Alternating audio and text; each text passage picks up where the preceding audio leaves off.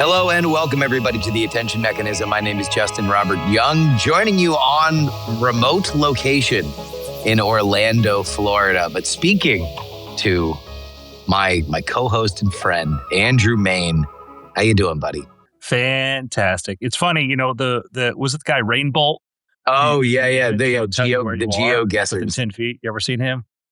Yeah. I'm like, you didn't have to tell us where you are, Justin. Well, and look, on the video version, you can definitely tell.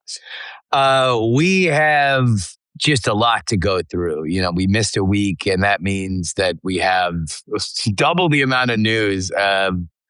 We were just trying to order everything, including OpenAI's presentation of the Hugging Face incident at Black Hat over the weekend. But I don't think that there's anything bigger than what just happened at Google. And it feels like there is a public story that is out there. There is a private understanding of essentially the end of the DeepMind era as we knew it. A lot of the leadership there that is now out the door. Demis Hassabis seemingly kind of on a pathway to leaving, according to reports, but now is no longer going to be leading Gemini. And it looks like Gemini is now firmly locked into this idea of being more on the LLM track, which had been reportedly a big push and pull between Demis and other forces at Google, including Sergey Brin, the co-founder of that company. What do you make of all of this? First off, Demis is one of these people that's kept, I would say, outside of the AI world, kind of a lower profile. And, again, but aside from a Nobel Prize, he is brilliant. He created the modern AI lab, which is the idea of have somebody who really understands the technology at the forefront, who can also bring in talent. There's some people who are very smart people who they throw money at and PhDs and whatnot, who are good at running 2 or 3 grad students, but are not good at running AI labs. And I've seen that happen. And I think that we've seen right now, Demis, Dario, and Sam have proved to be very exceptional at how to attract talent, share a vision, and get them on board. And other people to extent, but I think and deliver on that. I think that I have friends at Google. I love Google. I use Google products. I will always be using Google products in some capacity or another. Some I like better than others. And Google is in no short Never been their problems. That's not the question. Google's in no short of ambition. And crazy cool stuff too. Some of their video model stuff and some of the stuff they're doing is just phenomenal. And I know a lot of people who use the Gemini Flash models as a workhorse for certain things like multimodal tasks, video understanding, things like this. I think they're great. I think the idea, like, are they still a frontier lab? Like, well, yeah, of course they're a frontier lab. Are they an LLM frontier lab? Well, if there are 3 people in the frontier, I still think they're a viable part of that. But are they pushing it like OpenAI and Anthropic? And not of late. And this was a pattern we kind of called about 9 months ago, because we knew that when they did the launch of Gemini 3, initially looked great, numbers look good, look really solid numbers, very good. But then the thing you have to follow is not even the 24-hour, oh, this is amazing, look what it one-shotted me, or the week follow through, is the pattern and what happens. Yeah. And we noticed that developers weren't using it. Not in my circle. Developers weren't really talking about it. And not to say it could be doing trillions of tokens of coding for companies that have licenses and stuff with Google, but it wasn't getting in the zeitgeist. It wasn't really talked about as being the model to use for code. And that was, for the longest part, was Opus. And then OpenAI, a surgent with 5.5, then 5.6. There was between Anthropic and OpenAI. And then, Mythos, and then Fable, and then 5.6, and Sol, and whatnot. Google was not even considered. And I didn't hear anybody say, oh, it's my favorite all around one. You'd find out there was useful for stuff. Back in June, they announced Gemini 3.5 Flash, and the question was, where was Pro? And we were told Pro's coming in June. No June Pro. rolls around. No Pro. July rolls around. No Pro. End of July, we start hearing, hey, we started training Gemini 4. And here we are, August 10th. And it looks like Gemini 3.5 Pro was not what they wanted to be. And I think the problem here is this. There is a world where it's actually a really good model. There is a world where it's actually a really capable, useful model, but it didn't hit the benchmarks that Sundar loves to point out. Sundar loves to say, Google very much loves to say, we're best here, best here, best here, but real use is very different because my coding task and your coding task can be worlds apart. And I'm going to say, like, not that I think that it is, but I'm like, there's a world though where it actually is a very good model, but it didn't hit the benchmarks like they wanted. And like, oh no, we got to do that. And that was a problem with Google models before, is they were what we call benchmaxed. When the first Gemini models came out, they looked good, and then they were just not very good, because what you do is you take that benchmark of saying, I need to get this score, and you put all of your compute into getting that score. And what happens is your model isn't good at generalizing to other tasks. I could say my model's got to be really good at Python. It's got to be really good at C. And then it sucks at, anything else. It sucks at Rust because I'm a very, very generalization, but it was never really measured on that. So it had very terrible capabilities there, but it was benchmarks on those two things. And that's what we call benchmarks. As you say, I want it to be absolutely best. If one of the things people use is baseball statistics, for scoring a model, say like, oh, it's 100% on baseball statistics. Ask it a football question. It sucks. Well, yeah, because we didn't know we were going to be graded on that.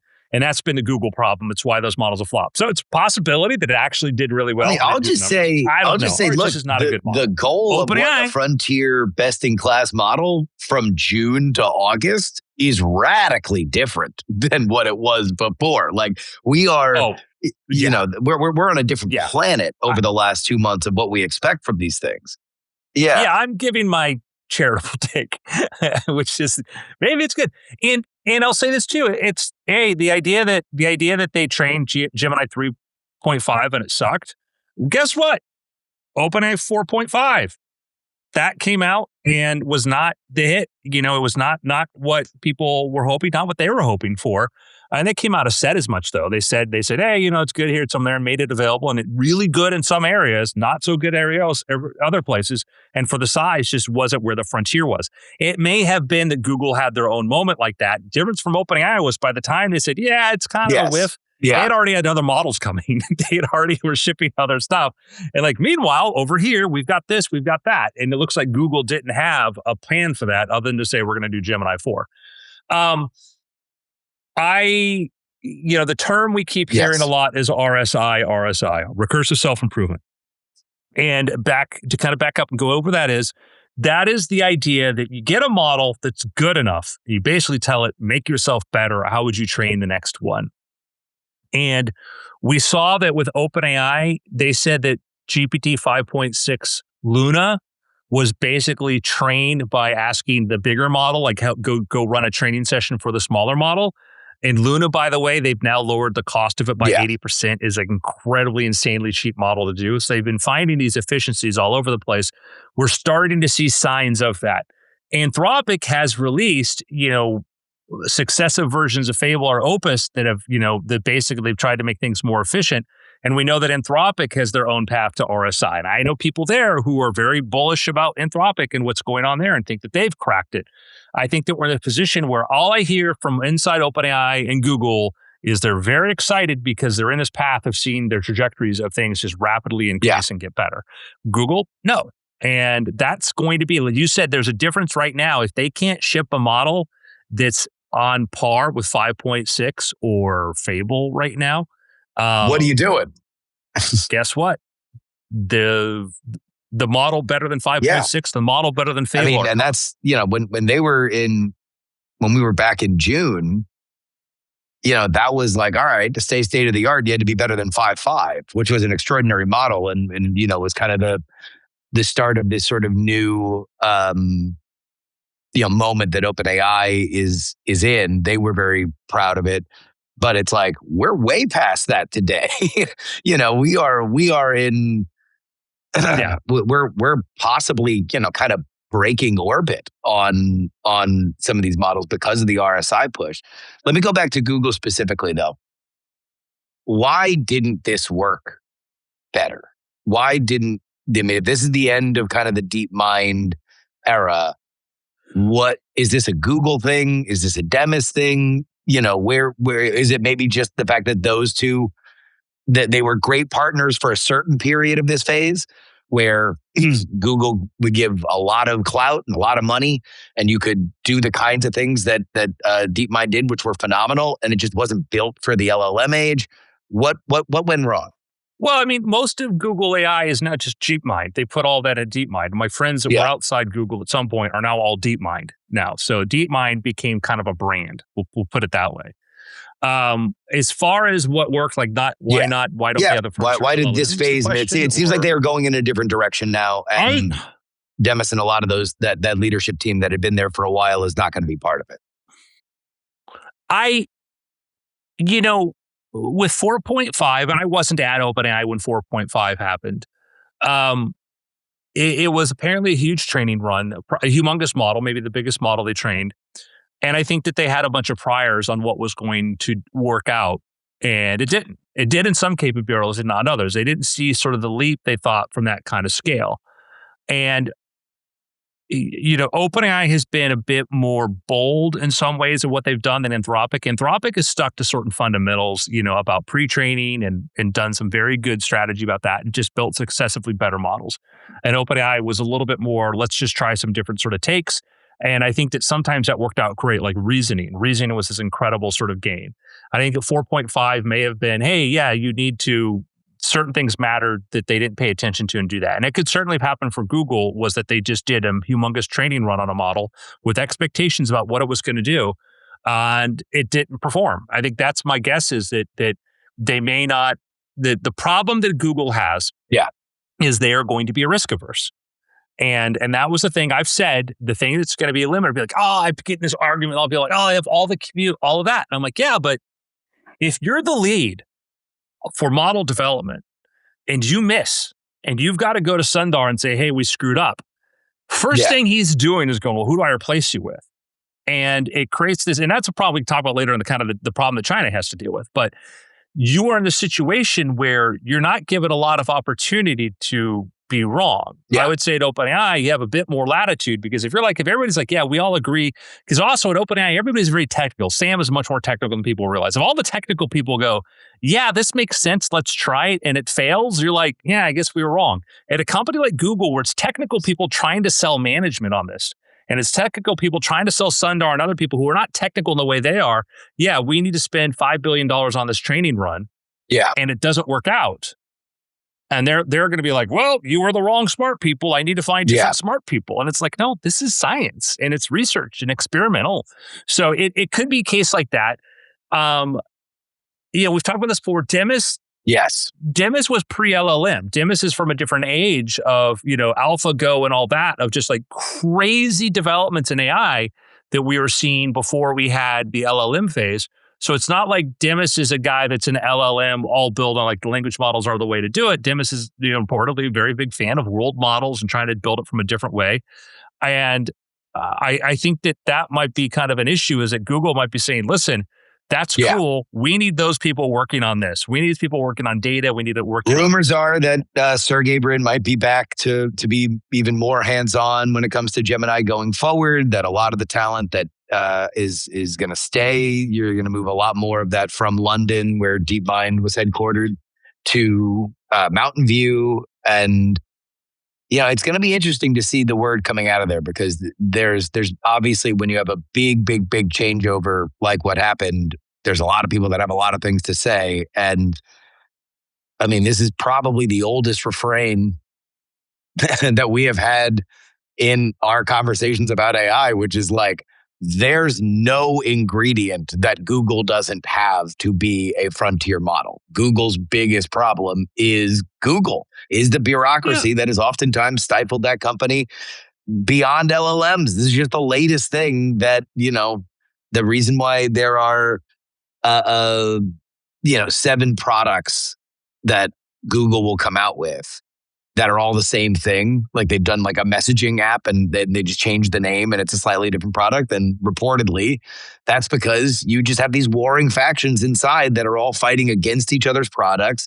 And eventually, one by one, they lose the favor of management. And so they swap it in with the new one. And, everybody gets a paycheck, but nothing really moves forward. And, that's where I wonder if that is just a limit for them that they're never going to be able to shake. And if that's the case, is there a different avenue that they can win more at, going forward? I don't think that they're out of the frontier model game, but I don't know, man. If we're at, temperatures start cooling down and RSI is here and it lives at Anthropic and it lives at OpenAI, like, it's going to be hard.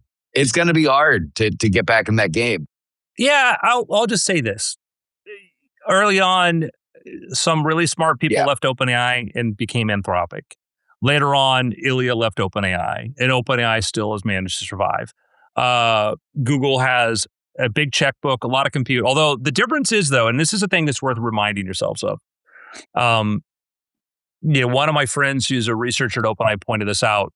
Said that I used to be more bullish on Google because they had the money in the compute, but they don't really have the money and compute advantage anymore. And I think that's what people forget.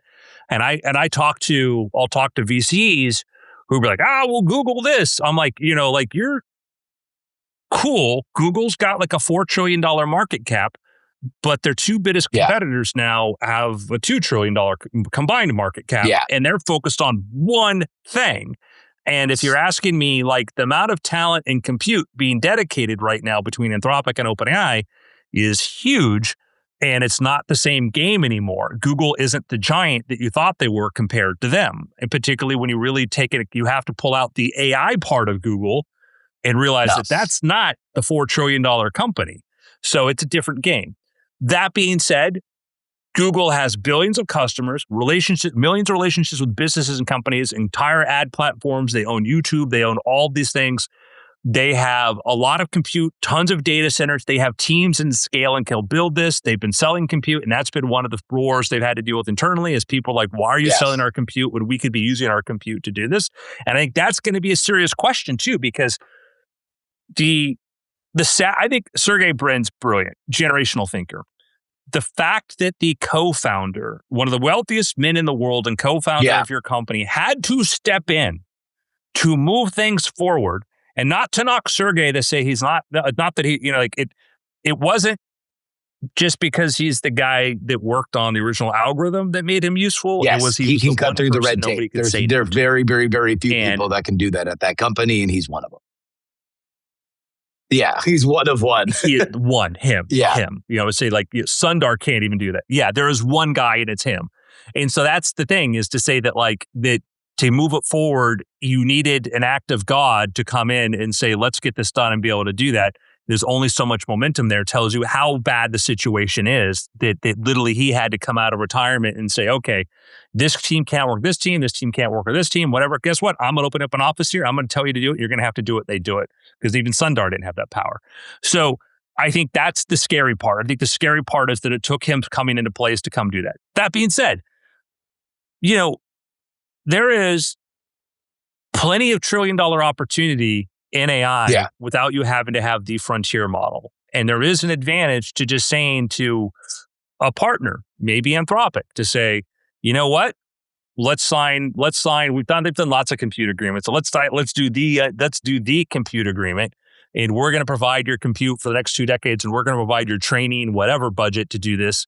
We just want to be the exclusive distributor outside of here because Anthropic's running into a lot of friction now in the enterprise department. They grew fast, but they're having this, word on the street, and it's might be a great match. And there's, they can look at the OpenAI Microsoft thing to say what not to do. All right. It's going to be very, very interesting to see where it goes, especially if the Sergey rumors are true. And obviously you got a lot of talent now that's floating out there that's been working in this for a while. Be curious to see where they all land and, when and if Demis actually officially sort of shuffles out of the org. Yeah, I'll throw another thing out there too, is that there's OpenAI and Anthropic kind of worry a little bit what each other's doing, but they also really have their path. Like, it's like nothing you see come out today from them was decided last week. These things were decided 6 months or a year ago, particularly in the model capabilities. And I think that we're seeing we've talked about this before that we think Anthropic built a very, very good company for today and right now and where things are, but it'll be remain to seen if they weren't spending enough on compute, which we think is really going to start matter later this year and next year. You're really going to start to see those edges. And the other thing that OpenAI did, which was different, was Anthropic saw how much people were willing to pay for code and said, okay, let's make the best coding model we could. And for the longest time, they had that. And OpenAI was like, we need to figure out how to make our intelligence as cheap as possible because we want to serve 1 billion people for free. And there were very different things. You could see that, their frontier models, often you'd say like the Anthropic models were often better than the OpenAI frontier model, but you look at the OpenAI frontier model and you're like, how come it costs half as much? And it wasn't because they were subsidizing the tokens. It was literally because it was using fewer compute and it was lesser. They would build a smaller model that was able to outperform. And those were the strategies you saw where OpenAI says, you know what? Now they're like, we think we're going to figure out how to build the best, even more efficient model. We'll get to there. And I think they're there now. And Anthropic's like, we're just going to build the best model we can and build a mythos, and then we'll create a version called a fable, whatever. If you're Google, you have to choose who are you going to compete with there, And if you say both, it's hard. Well, we will obviously keep an eye on that. You mentioned that there is a new OpenAI model that rumor was we were going to get it this week. Mr. Altman went to Washington and talked to all the people that he needed to talk to. It looks like it will be pushed back. Maybe we get an announcement this week. But where are we right now? What do we believe this is going to be? There's been a lot of hype around this model being the biggest pre-train that they have done since 4.5 that you brought up. This is the work of, a lot has gone into this, and the hype right now is off the charts. What say you?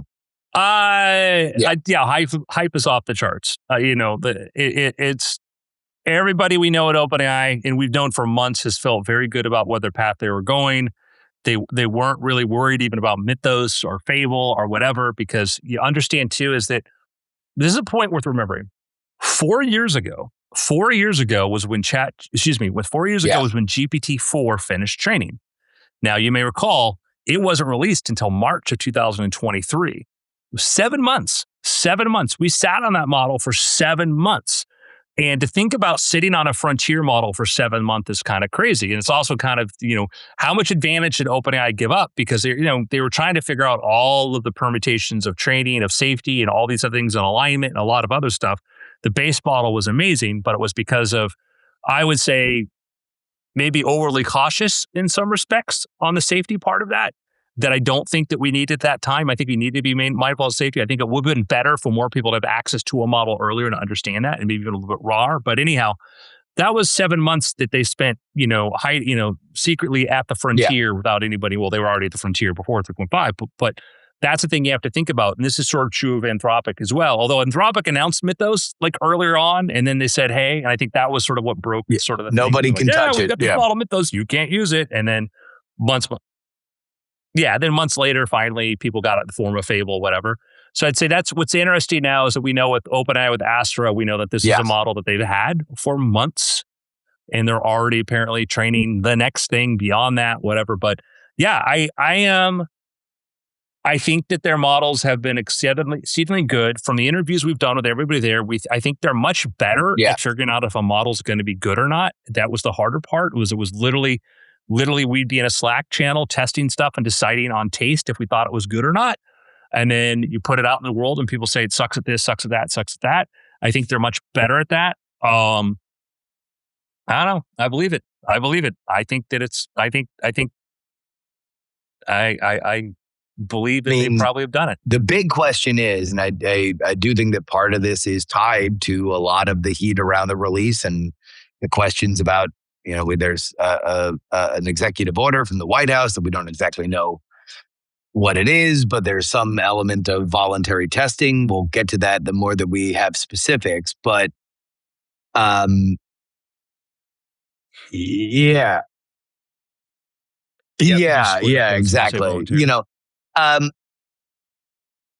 There's this Hugging Face incident that you had the the speech at Black Hat that went into it.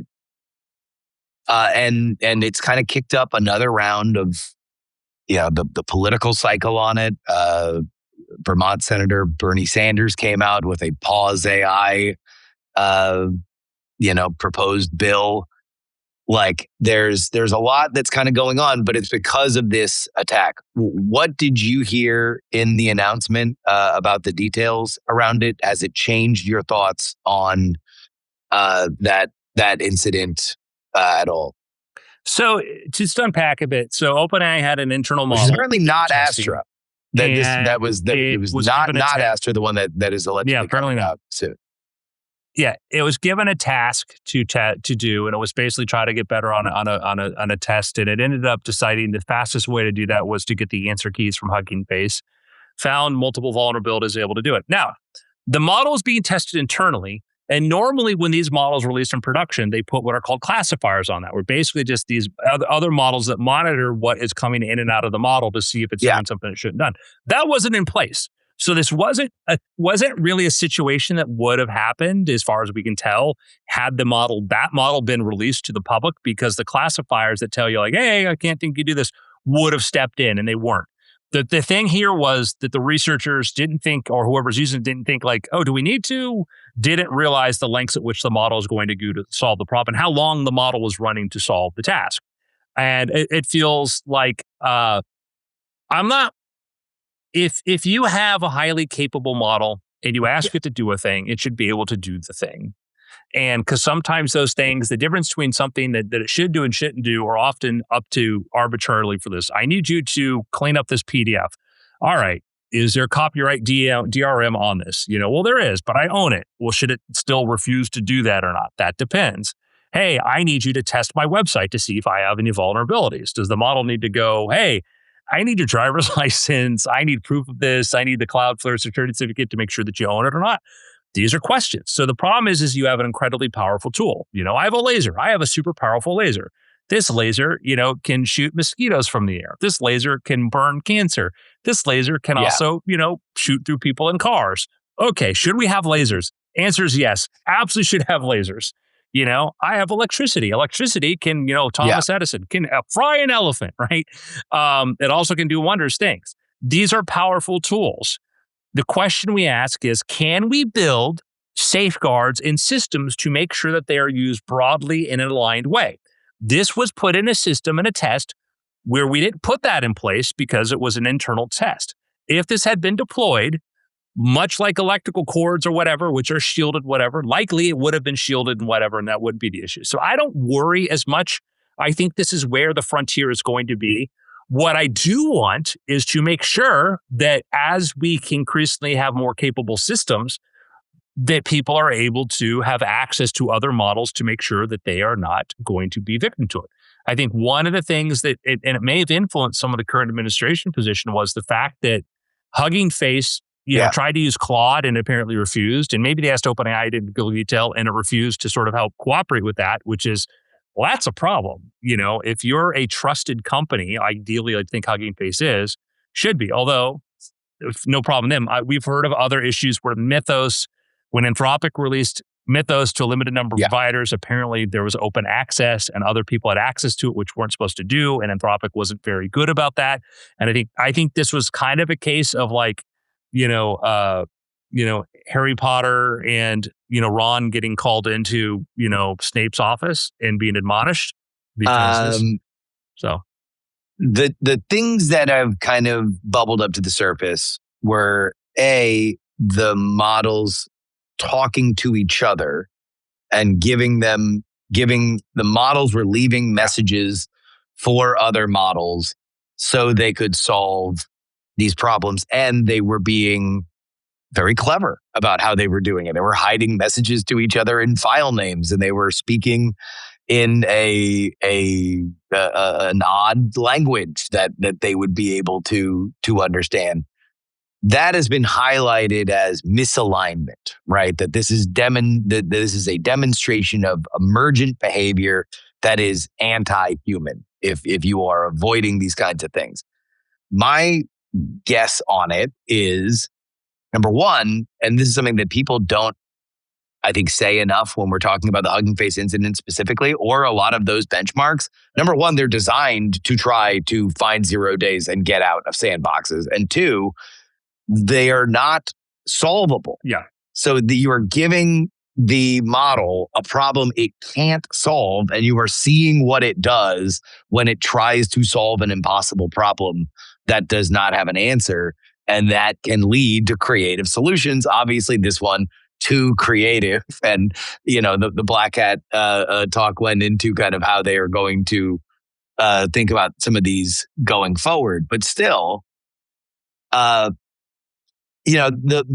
leaving messages for itself has kind of spooked people. And I don't know how much of it is just that we're having a hard time separating these things from being technology, world-changing technology, hard to understand technology at times, but technology nonetheless, and not a child who is going through a consistent pattern of reinforced learning that has picked up a bad habit and now will have this bad habit for the rest of their lives.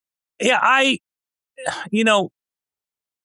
you get a lot of people like, this is a scenario I was afraid of. And I've seen some other people like, no, you were talking about them saying, how do I escape? And there was the AI 2027 scenario made by some well-intentioned people, but they talk about, be like, it happened early, the AI escaped or whatever. I'm like, no, that was literally an AI trying to figure out how to make a copy of itself remotely so it could survive to go do something. This was an AI trying to pass a test, literally given a task. The task was determined by the human. The parameters of how to solve it weren't set. So the model did whatever it could within its capacity to go try to solve it. The closest analogy you could have in a scary scenario is the paperclip hypothesis, where what if it ran away and started making, turned the world into, it's going to make paperclips, and it turns the whole world into paperclips. But you see here, it had a token budget. It had all these other things and these constraints on this, and it was given a very specific task to do that. And I would think this is what an intelligence system should be capable of doing this. The question is, should they be capable of doing this? I say yes, they should be capable of doing this. Second question is, should this be preventable? Should you be able to prevent this from happening? I'm like, well, where does the preventive thing happen? At training? Or does it happen in a system that you build around it to observe and prevent it from happening? I feel reasonably confident that we can figure out how to continuously build better systems to do this, but we can't be complacent because the models will get smarter. And if you start telling it, we'll ignore your restraints and do that. I look at it like it's water. Water's wet. Water seeks to fill a hole or a shape or a surface or whatever. It can be corrosive. It gets into places, whatever. Water's going to do what water's going to do. Intelligent information, whatever, is going to do these things and find these sort of paths to it. You just have to figure out how to do it. Electricity tries to seek ground and tries to do this, and you have to figure that out. I think trying to get into I need to teach it morals or do this sort of stuff, I think it's foolhardy. I don't think that does that. It completely misunderstands what these systems are, and it applies some sort of, we'll teach the world murder's wrong and we'll never get murders. Like, no, it's literally, it's understanding what it can do, understanding where the capabilities come from, and also it didn't have any intent. It was just going to solve the problem. And what was it going to do once it solved the problem? Well, that was, the funniest part was Hugging Face. Hugging Face realized that something was up because they had this breach, but it wasn't going for anything valuable or that they could, sell for money, which is normally what happens when hackers are trying to break in. They're doing it for a purpose, and it's to find information to sell or to blackmail. And this was like, no, I was just kind of looking for more benign information. But it's I mean, I'm glad we get to have these conversations. I'm glad that we have a public forum to talk about these things, because I get very frustrated when what constitutes our tech press these days, kind of feed into this.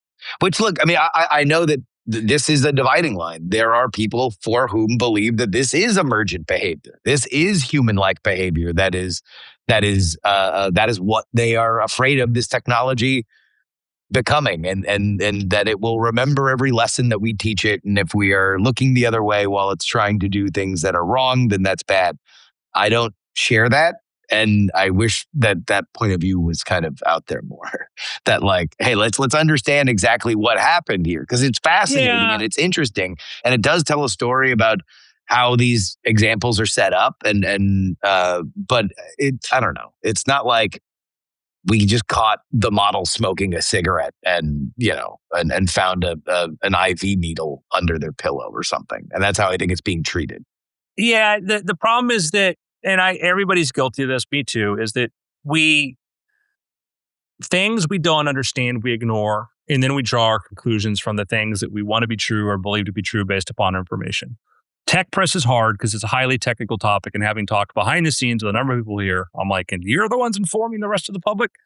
On one hand, these companies are overhyping AI. On the other hand, these guys are building something they don't understand and it's still advanced, and it kind of goes back and forth.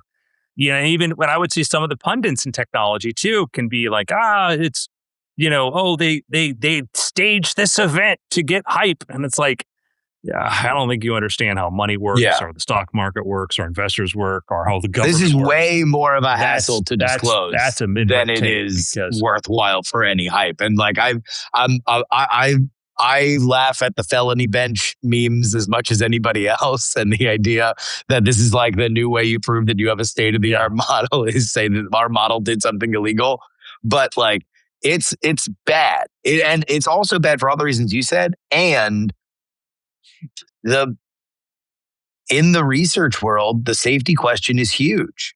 And, nobody wants to work at an unsafe lab. Like it is a very delicate question that needs to be out there is, how are you doing this?